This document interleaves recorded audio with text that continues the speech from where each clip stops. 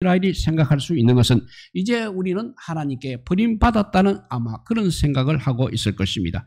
그런데 이런 생각은 오늘날 우리들에게도 있는 것입니다. 일이 잘 안 풀리고 어떤 병에라도 걸리게 되면 하나님은 혹시 나를 버리시지나 않았는지, 저주하지나 않았는지 불안해할 것입니다. 그러나 하나님은 남쪽 유다 백성들을 포로 중에서도 보호하여 주셨습니다. 그리고 지탱할 수 있는 힘을 주신 것은 바로 하나님의 약속 때문이었던 것입니다. 장차 하나님의 구원이 예수 그리스도를 통해서 성취된다는 그 약속 때문에 이를 위해서 유다 백성들에게 힘을 주시고 보호해 주셨던 것입니다. 이 약속이 성취된 신약은 예수 그리스도를 통해서 하나님을 앙망하는 자들에게 자녀된 권세를 주시고 새 힘을 주신다고 하셨습니다. 오늘 31절 말씀을 다시 한번 읽어보면 오직 여호와를 앙망하는 자는 새 힘을 얻으리니 독수리에 날개치며 올라감 같을 것이요 다른 박질하여도 곤비치 아니하겠고 걸어가도 피곤치 아니하리라고 했습니다.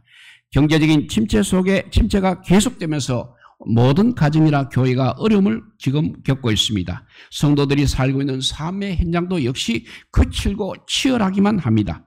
한치의 앞도 내다볼 수 없는 현실 속에서 마음의 안정을 누린다는 것은 결코 쉽지 않을 것입니다. 예수님을 믿는다고 하지만 때때로 찾아오는 피곤과 좌절과 절망 때문에 신음하는 분들이 많이 계실 것입니다.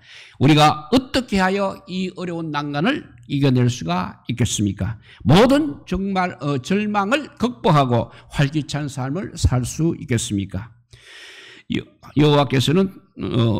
여호와께서 나를 외면하신다고 탄식하는 백성들이 오늘 본문에도 나타나고 있습니다. 27절에 보면 야곱아 어찌하여 너가 말하며 이스라엘아 너가 이르기를 내 길은 여호와께 숨겨졌으며 내 송사는 내 하나님께서 벗어난다 하느냐라고 말하고 있습니다.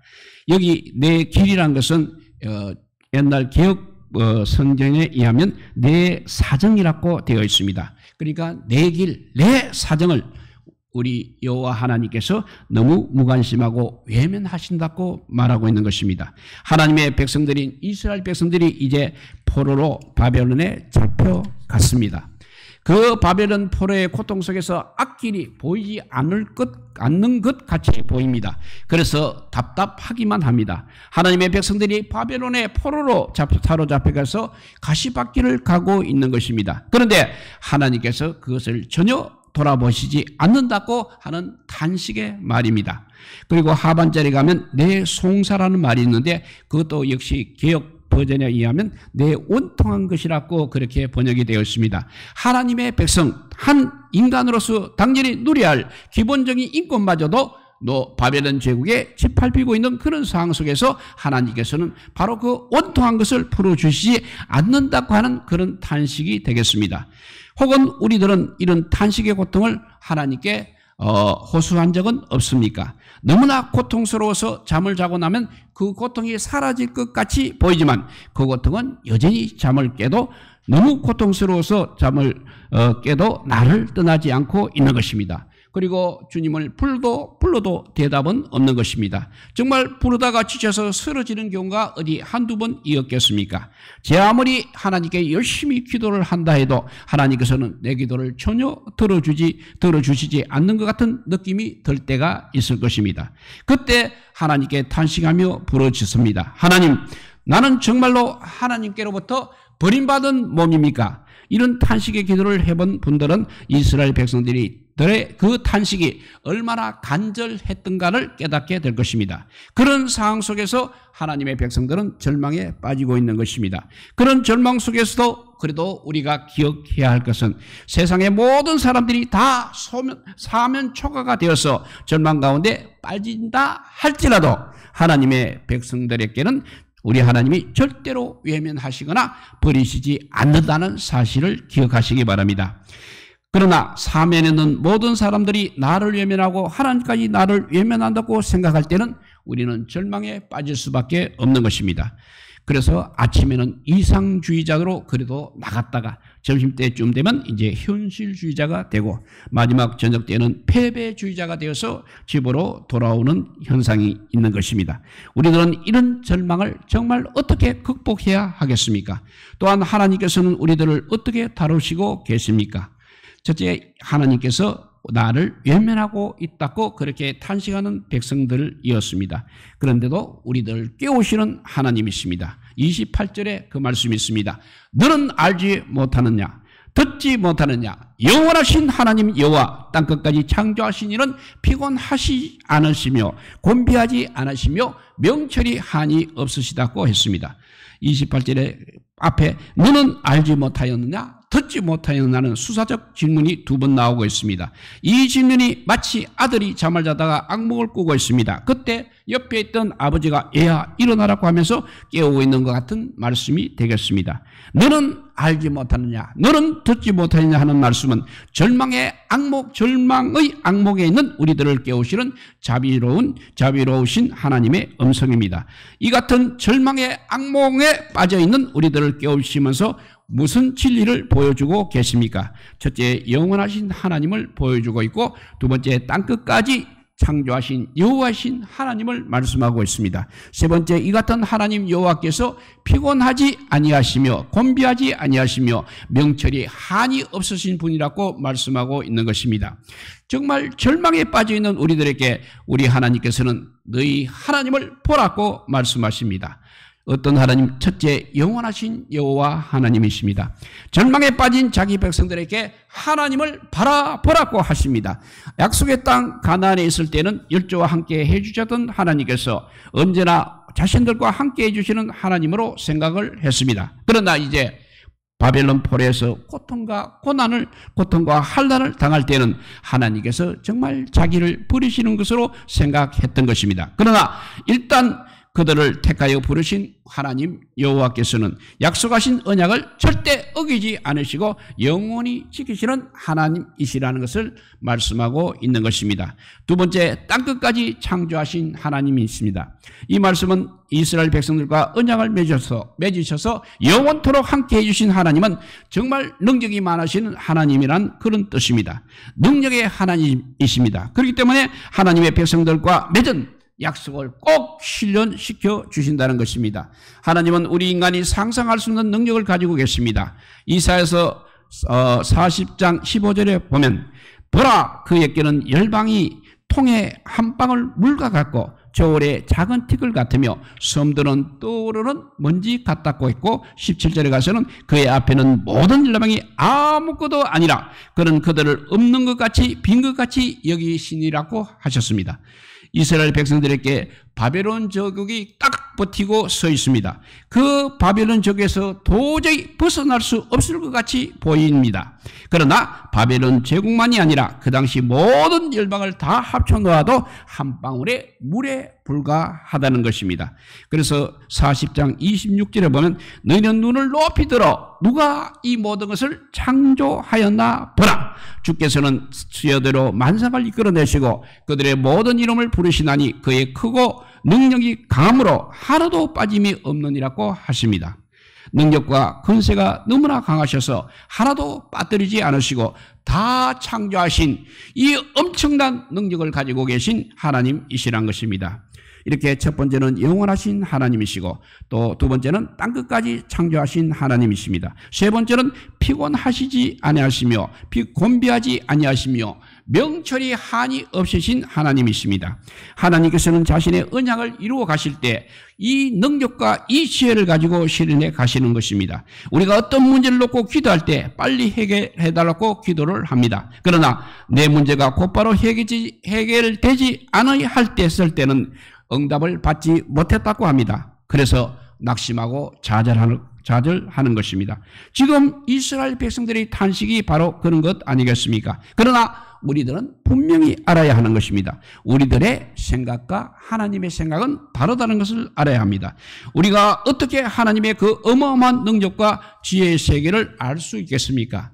우리들은 지혜가 없어서 우둔하여서 하나님의 섭리의 세계를 보지 못하는 것입니다. 그래서 쉽게 낙심하고 좌절하는 것입니다. 그러나 하나님의 무궁한 지혜 앞에서 우리들은 겸손해야 되고 순종해야 되고 하나님의 때를 기다려야 하는 것입니다. 로마서 11장 33절입니다.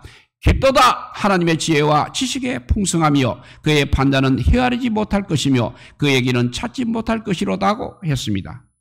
이런 예화가 있습니다. 아프리카에서 선교 활동을 하고 있던 리빙스턴 선교사의 이야기입니다.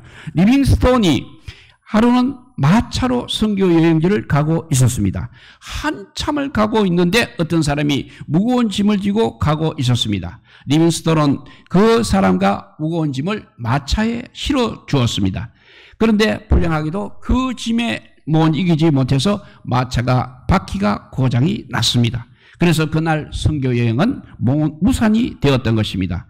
그런데 후에 알고 보니 그때 가고자 했던 그 지역에 도적들이 침입하여서 그 동네 주민 60명을 살해하고 많은 사람들을 납치해 갔다는 소식을 듣게 되었습니다. 사랑하는 성도 여러분, 우리들은 사고 난 마차만을 보고 좌절하고 절망하고 있는 사람들입니다. 그러나 하나님께서는 그 앞에 그 도적들의 친위가 살상과 납치를 미리 내다보시고 무한한 지혜대로 자기 백성을 보호하시고 계획을 세우신 것을 보게 됩니다. 우리들은 하나님의 이 무한하신 명철을 우리가 다 이해하지는 못합니다. 하나님께서는 이미 바빌론에서 이끌어 주신다는 그것을 잊고 있었다는 것입니다. 우리들은 원망하고 낙심하고 불평만 할 것이 아니라 하나님의 그 크신 능력과 섭리를 우리가 기억해야 할 것입니다.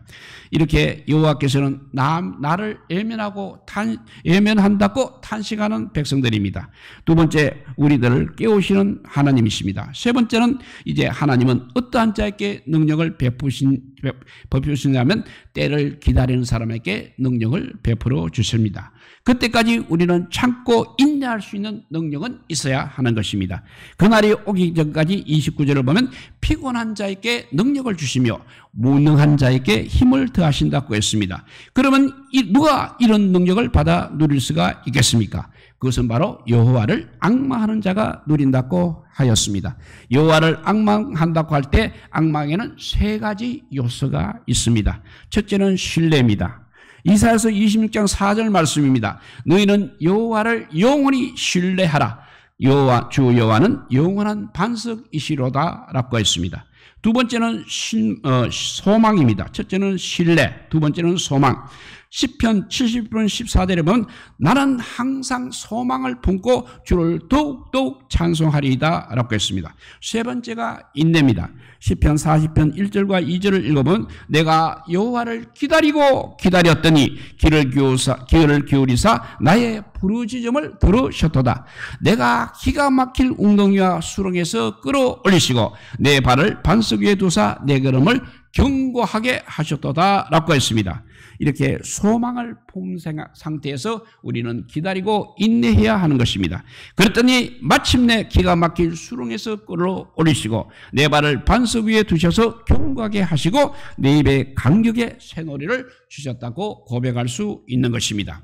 여호와를 앙망할 때 어느 정도 힘이 생기는 것입니까? 30절에 그 말씀 답이 있습니다. 소년이라도 피곤하며 곤비하며 장정이라도 넘어지며 쓰러지되라는 말씀이 있습니다. 소년은 인생의 아침에 핀 싱싱한 꽃이 소년입니다. 장년은 그래도 청년 중에서 선발된 청년입니다. 정말 인생의 전성기를 누리는 기백이 있습니다. 그러나 이들은 장애물이 걸려오면 넘어질 수밖에 없습니다. 정말 힘없이 무너지고 있습니다. 왜 이런 말씀을 하고 있습니까? 바로 뒤에 오는 말씀과 대조시키기 위해서입니다. 30절과 31절을 읽어봅니다. 소년이라도 피곤하며 곤미하며 장장이라도 넘어지며 쓰러지되 오직 여호와를 앙망하는 자는 새 힘을 얻으려니 독수리가 날개치며 올라감 같다고 했습니다. 독수리에 대한 유대인들의 오해에 보면 독수리가 태양을 향해 날아가게 되면 끝내 그 날개가 다 빠져버린다고 합니다.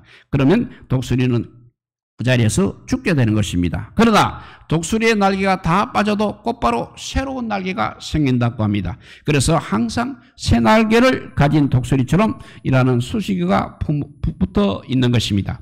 그래서 다른 박질 하여도 곤비하지 아니하겠고 걸어가도 피곤하지 아니하리라고 했던 것입니다. 이런 힘은 이사야서에서 약속된 하나님 안에서 성취가 될 것입니다. 예수 그리스도 안에서 하나님의 자녀된 권세로 살아간다는 것이 바로 힘있는 삶이라는 것입니다.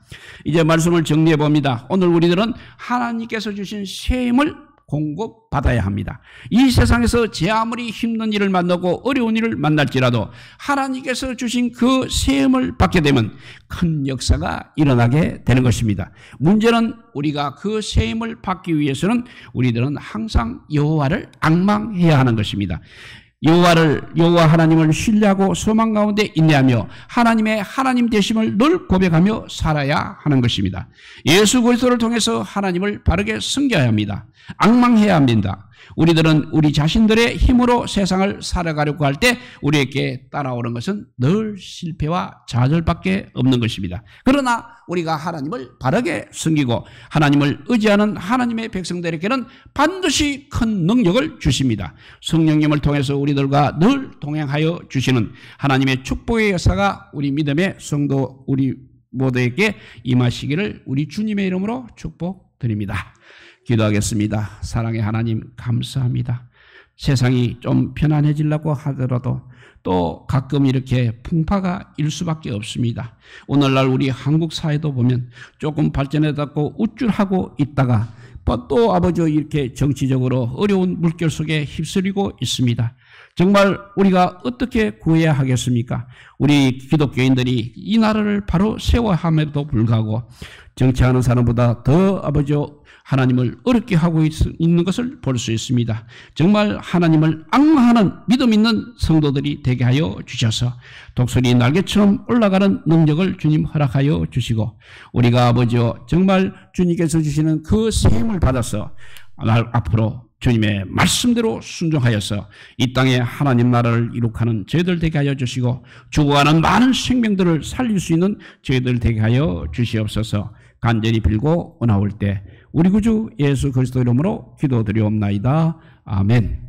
예, 우리 찬송가 500